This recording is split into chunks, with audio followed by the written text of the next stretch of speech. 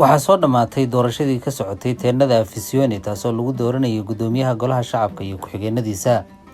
waxaa ku guuleystay inuu noqdo gudoomiyaha koowaad ee golaha shacabka ee baarlamaanka 11aad ee Soomaaliya, Sheekh Aadan Madoobe. haddaba waxaynu dul istaagi doonaa taariikh kooban oo uu leeyahay Sheekh Aadan Madoobe. Sheekh Aadan Madoobe wuxuu dhashay sanadii 1956. wuxuu ku dhashay degmada Xudur ee gobolka Boqol.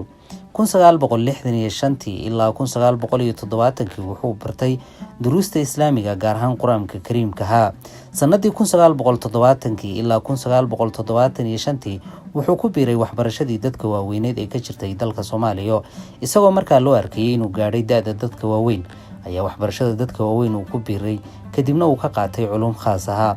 sanadii 1975 ilaa 1980 wuxuu daraasad kale ku sameeyay cilmiga diinta Islaamka, khaasatan Quraanka Kariimka, isagoo u gudbay inuu noqdo macallin dugsi Quraan.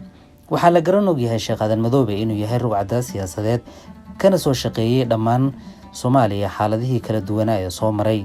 Sheekh Aadan Madoobe ayaa dawlado fara badan la soo shaqeeyay, gaar ahaan kuwii ku-meel gaarka ee Soomaaliya soo maray.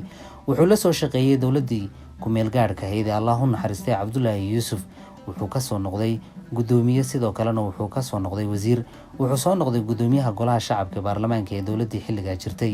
sidoo kale wuxuu noqday madaxweyne ku-meel gaar markii uu iscasilay madaxweynihii hore ee dawladda Soomaaliya Allah u naxariistay Cabdullaahi Yuusuf. sidoo kale Sheekh Aadan Madoobe sanadii 1991 xilligii dalka Soomaaliya oo burburay ayaa wuxuu soo noqday gudoomiyihii gobolka Boqol, isagoo muddo soo maamulayay. sidoo kale Sheekh Aadan Madoobe wuxuu ka soo shaqeeyay lana soo shaqeeyay jamhado fara badan oo wadanka soo maray, isagoo noqday gudoomiye ku-xigeenkii jamhadii RRA ee ka dhisnay deegaamadii isagu markaa uu ku dhashay.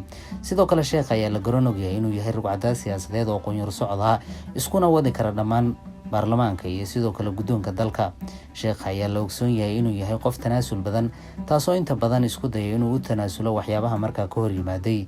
Sheekh Aadan Madoobe ayaa la dareensan yahay inuu caawa garab weyn u yahay mucaaradka Soomaaliya iyo sidoo kaleete ismaamul goboleedada qayb ka mid ahaa.